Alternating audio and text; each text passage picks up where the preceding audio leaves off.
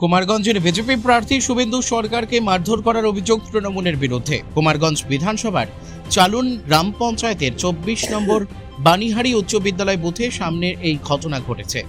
BJP প্রার্থীর অভিযোগ, এই চত্বরে তৃণমূল কর্মী সমর্থকরা ভোটারদের প্রভাবিত করেছিলেন। খবর পেয়ে ঘটনাস্থলে গেলে তাকে সেখান থেকে মারধর করে বের করে দেওয়া হয়। পুলিশের সামনেই চর, থাপ্পড়, ঘুষি মারা হয় বিজেপি প্রার্থীকে।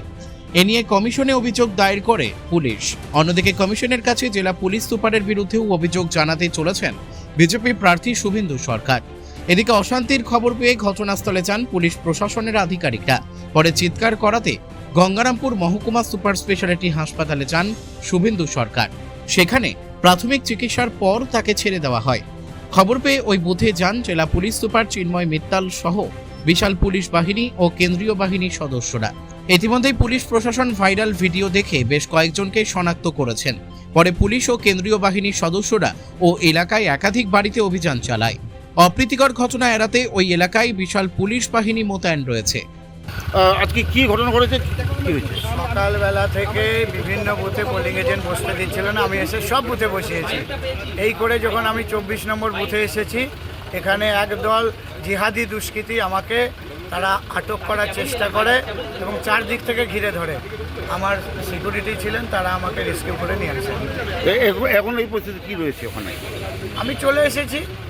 এখন পুলিশের ভূমিকা কি সেটা আপনারা জানেন, এখন অবধি পুলিশ গেছে কিনা আমি জানি না। কেন্দ্র বাহিনী ছিল? কেন্দ্র বাহিনী ভেতরে ছিল, 100 মিটারের মধ্যে ছিল। ঘটনা 100 মিটারের বাইরে ঘটেছে। প্ল্যানফুলি ওরা করেছে, গলিটা সরু ছিল, যেখানে একবার ঢুকে গেলে বেরিয়ে আসা খুব মুশকিল। সেখানে কি মানে ভোট লুট হতে পারে এরকম সম্ভাবনা মনে করছেন? আমি তো বলেছি তৃণমূল দুষ্কৃতীরা এগুলো করছে, আর পুরো পুলিশি মদত আছে এর মধ্যে। কোথাও অভিযোগ জানাচ্ছেন? আমি সেন্ট্রাল টিমে জানিয়েছি, যারা যারা নির্বাচন কমিশনে আমি অভিযোগ জানিয়েছি।